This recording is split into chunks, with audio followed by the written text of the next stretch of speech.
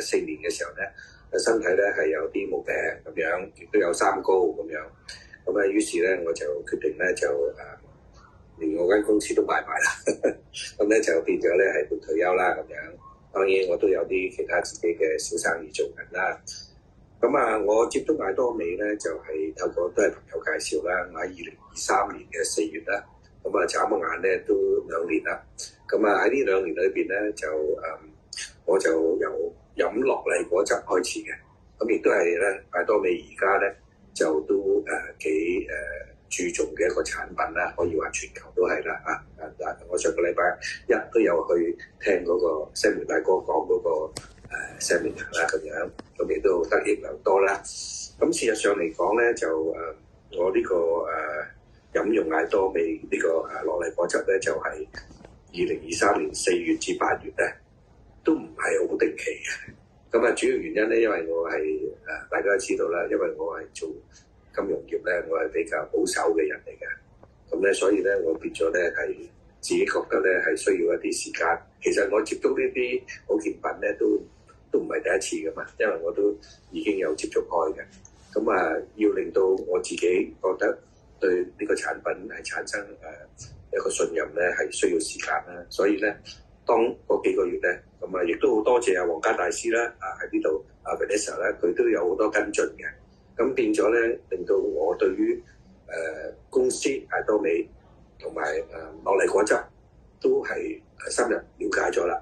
咁去到2023年嘅9月份，我就正式決定咧，就長期定期每日係做2樣嘢，每日都飲樂麗果汁，同埋每日都食呢個苦瓜太嘅。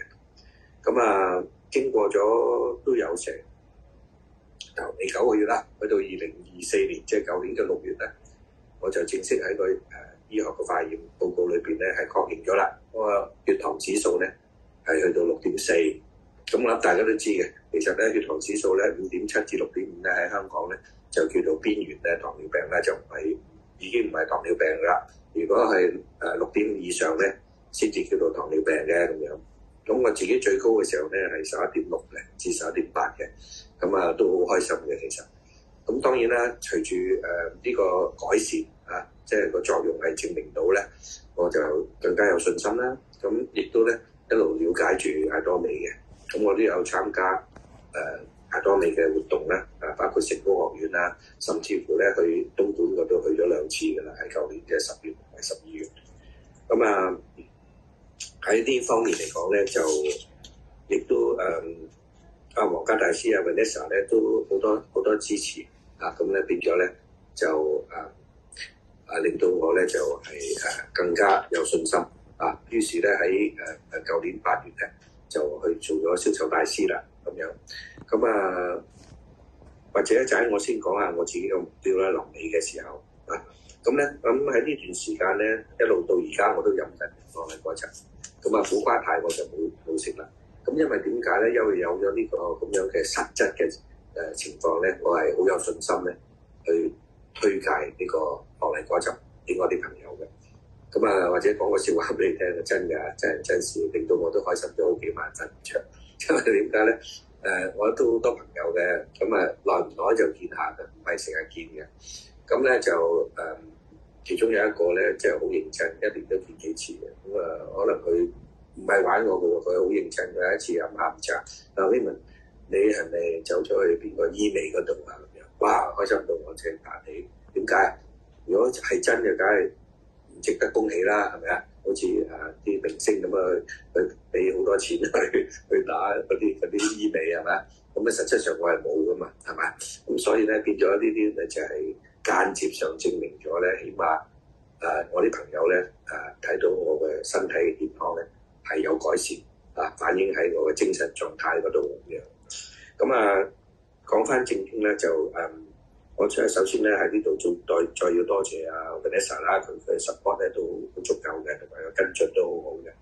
咁有呢啲咁樣嘅支持，同埋我自己了解多咗艾多美咧，咁咧變咗咧我係一路都慢慢建立我嘅團隊啦咁樣啦。咁我呢度咧講講我自己一啲少少嘅目標啦。咁啊，我自己按住我自己嘅規劃咧，我下一個目標咧，我希望咧就喺2026年咧，就去向呢個鑽石大師出發。唔好意思啊，即係噏錯咗啫。好啦，咁啊，今晚嘅結論咧，我自己就總結咗兩個啦。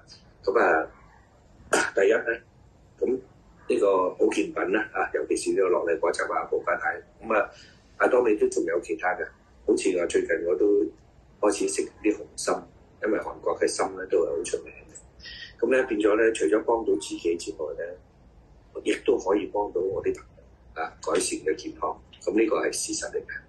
咁啊，第二樣嘢咧，就係咧可以喺透過呢個艾多美，慢慢咧就建立一個被動收入嘅生意。咁呢個就係我自己嘅一啲呢2年喺呢個艾多美咧嘅一啲心得同埋分享啦。咁啊，多謝大家嚇。OK，拜拜。